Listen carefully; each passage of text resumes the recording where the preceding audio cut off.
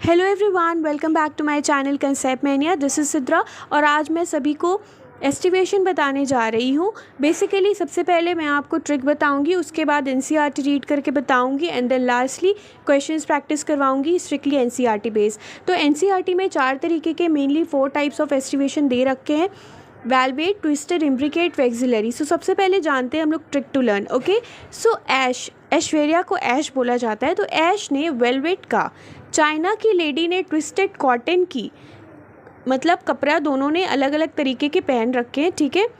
काश आई गुलमोहर, मतलब वो बोलती है ऐश, काश आई गुलमोहर, शायद मैं गुलमोहर जैसी होती, पीवी। ठीक है, तो यही ट्रिक है। फिर से मैं रिपीट कर देती हूँ। ऐश ने वेलवेट का, चाइना की लेडी ने ट्विस्टेड कॉटन की, काश आई गुलमोहर, पीवी। तो यही ट्रिक है और आई होप आपको ये ट्रिक पसंद आई हो। सो बेसिकली वेलवेट में कैलोट्रोपिस का एग्जाम्पल दे रखा है, ट्विस्टेड में चाइना रोज़ और लेडीज़ फिंगर और कॉटन का दे रखा है, इम्ब्रिकेट में कैशिया गुलमोहर दे रखा है और वेक्सिलरी का पी बीन्स है। ठीक है, या मेनली फेबेसी फैमिली में जो भी आते हैं वो उसमें आ जाएगा। ठीक है, तो एस से एस्टिमेशन हो गया, वेलवेट से वेलवेट हो गया, का मतलब कैलोट्रोपिस, ट्विस्टेड मतलब ट्विस्टेड एज इट इज़ ही रहेगा, चाइना से चाइना रोज़, लेडी से लेडीज़ फिंगर आपको याद रखना है, cotton cotton as it is रहेगा, आई इम्ब्रिकेट, काश कैशिया, गुलमोहर गुलमोहरी रहेगा, पी से पी ई ए वाला पी हो जाएगा और वी से वेक्सिलरी हो जाएगा। तो ये ट्रिक है बेसिकली। और जो भी मतलब मैंने इसका जो शॉर्ट फॉर्म बनाया था उसको मैंने यहाँ पे एक्सप्लेन कर दिया है। ठीक है, तो आपको इसको याद रखना है और अगर आपको एक बार याद नहीं हो रहा है तो प्लीज़ 1 2 3 इस तरीके से बार बार आप उसको रिवाइज़ करते रहना, आपको याद हो जाएगी ये ट्रिक। ठीक है, सो कैलोट्रोपिस किसका एग्जाम्पल है? वेलवेट एस्टिवेशन का एग्जाम्पल है। ट्विस्टेड का एग्जाम्पल हमारा कौन सा है? 3 है। अब पढ़ते हैं एनसीईआरटी और फिर पता चलेगा कि जो कुछ भी अब तक हमने पढ़ा है वो एग्जैक्टली एनसीईआरटी है या नहीं। सो एस्टिवेशन का सबसे पहले जो डेफिनेशन दे रखा है वो है the mode of arrangement of sepals और petals in floral bud with respect to the other members of the same whorl is known as aestivation. Aestivation mainly 4 तरीके के मैंने आपको बता दिए, valvate, twisted, imbricate and vexillary. सबसे पहले valvate दे रखा है जहाँ पे व्हेन सेपल्स और petals in a whorl just touch one another at the margin without overlapping. Overlapping नहीं होती है, बस हल्का सा टच करते हैं। कैलोट्रोपिस उसका एग्जाम्पल है वेलवेट का। दूसरा हमारा लेडीज फिंगर, कॉटन और चाइना रोज ट्विस्टेड के एग्जाम्पल दे रखे हैं जिसका डेफिनेशन है if one margin of the appendage overlap that of the next one and so on, मतलब एक दूसरे को ओवरलैप करेंगे तो वो ट्विस्टेड हो गए। तीसरा, अगर मार्जिन सेपल्स के या पेटल्स के ओवरलैप करते हैं पर कोई एग्जैक्ट डायरेक्शन में नहीं तो वो हमारा इम्ब्रिकेट, जैसे कैशिया गुलमोहर 2 एग्जाम्पल्स है। और पी और बीन फ्लावर्स में 5 पेटल्स होते हैं, लार्जेस्ट को स्टैंडर्ड बोलते हैं जो कि ओवरलैप करता है लैटरल विंग्स को और फिर आखिरकार कील होता है। ठीक है, तो वो बेसिकली उसको वेक्सिलरी या पैप्लियोनिशियस एस्टिवेशन भी बोलते हैं। यहाँ पे चारों के डायग्राम दे रखे हैं एनसीईआरटी में, तो मैं उसे भी एक्सप्लेन कर देती हूँ आप सभी के सामने। तो types of aestivation in Corolla, पहला वेलवेट है। ठीक है, वो बस टच करते हैं। ठीक है, एग्जैक्टली वो ओवरलैप नहीं करते हैं। दूसरा ट्विस्टेड हो गया, तीसरा इम्ब्रिकेट हो गया, चौथा वेक्सिलरी हो गया। यहाँ पे question number 1, imbricate aestivation is shown in diagram part. तो मैंने आपको बताया इम्ब्रिकेट में ओवरलैप तो करते हैं बट एग्जैक्ट किसी पर्टिकुलर डायरेक्शन में नहीं करते हैं, तो ऑप्शन 3 इसका करेक्ट हो जाएगा। तो वो हो जाएगा इम्ब्रिकेट, जिसका एग्जाम्पल एनसीईआरटी में दे रखा है कैशिया और गुलमोहर। पहला वाला हमारा वेलवेट है, वेलवेट का एग्जाम्पल है कैलोट्रोपिस। दूसरा वाला the second one is the twisted, twisted के 3 एग्जाम्पल्स दे रखे हैं एनसीईआरटी में। पहले तो चाइना रोज है, the second one is the ladies finger और आखिर का कॉटन। ठीक है, तीसरा मैंने आपको एक्सप्लेन कर दिया इम्ब्रिकेट, इम्ब्रिकेट के 2 एग्जाम्पल्स दे रखे हैं, पहला तो कैशिया और दूसरा गुलमोहर। ठीक है, और आखिरकार जो हमारा ये लास्ट वाला है वो हमारा वेक्सिलरी या पैप्लियोनिशियस एस्टिवेशन का दे रखा है जिसमें लार्जेस्ट वाला स्टैंडर्ड होता है। उसके बाद जो आपको ये 2 दिख रहे हैं बीच में वो दोनों के दोनों क्या है?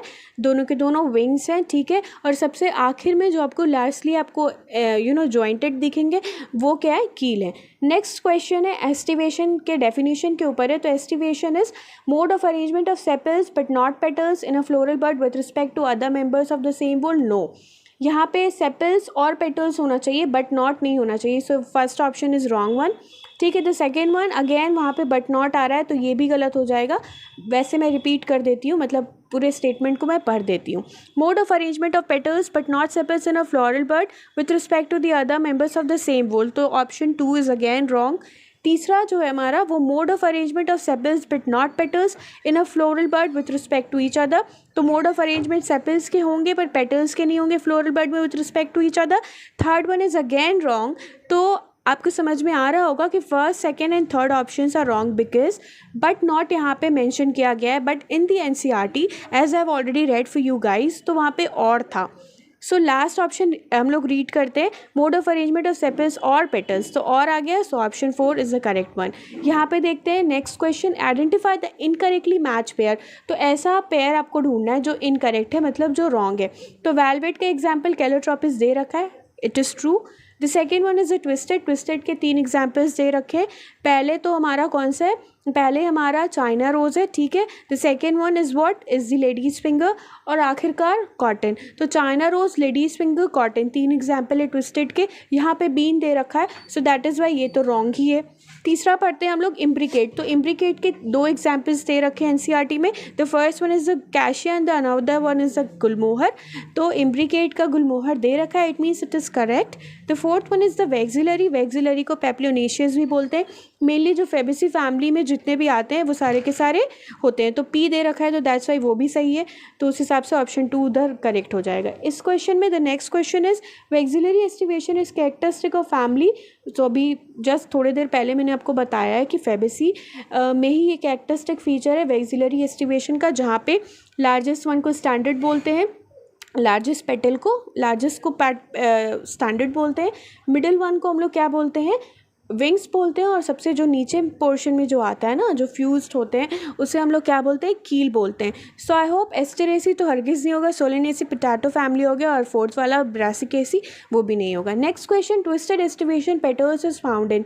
तो ट्विस्टेड एस्टिवेशन जो एक दूसरे से बिल्कुल ओवरलैप कर रहे थे, एक के बाद एक एंड सो ऑन, इस तरीके से वो ट्विस्टेड एस्टिवेशन होता है, जिसका 3 एग्जाम्पल दे रखा है एनसीईआरटी में। द फर्स्ट वन अगेन मैं रिपीट कर रही हूँ सो दैट आपको बार बार मैं रिपीट करूँगी तो आपके जहन में वो चीज़ फिट हो जाएगी। Okay, the first one is the China rose, the second one ladies finger, and the तीसरा वन क्या था, तीसरा one means the third one is basically the cotton. तो यहाँ पे चाइना रोज दे रखा है ऑप्शन 4 में, so it will be the correct option. Next question, if the margins of sepals और पेटल्स ओवरलैप वन अनदर, एक दूसरे को ओवरलैप कर रहे हैं बट किसी पर्टिकुलर डायरेक्शन में नहीं कर रहे, but not in any particular direction, the type of aestivation is obviously it is imbricate. और इम्ब्रिकेट के 2 एग्जाम्पल्स एनसीईआरटी में दे रखे हैं, the first one is the gulmohar and the another one is the cassia. So यही 2 example NCERT में दे रखे हैं, और एग्जैक्टली एनसीईआरटी की लाइन यहाँ पे बेसिकली दे रखी है कि मार्जिन्स सेपल्स या पेटल्स के ओवरलैप तो करते हैं एक दूसरे को, बट किसी एग्जैक्ट या किसी पर्टिकुलर डायरेक्शन में नहीं, रैंडमली ओवरलैप कर रहे हैं। तो वैसे को हम लोग क्या बोलते हैं, इम्ब्रिकेट बोलते हैं। और उसके 2 एग्जाम्पल्स हैं, कौन कौन से, पहले तो गुलमोहर और दूसरा cassia. So option 3 will be the correct one for this question. I hope कि ये ट्रिक आप सभी को पसंद आई होगी, और जिस हिसाब से मैंने क्वेश्चन दिया है वो भी पसंद आया। So for this thank you.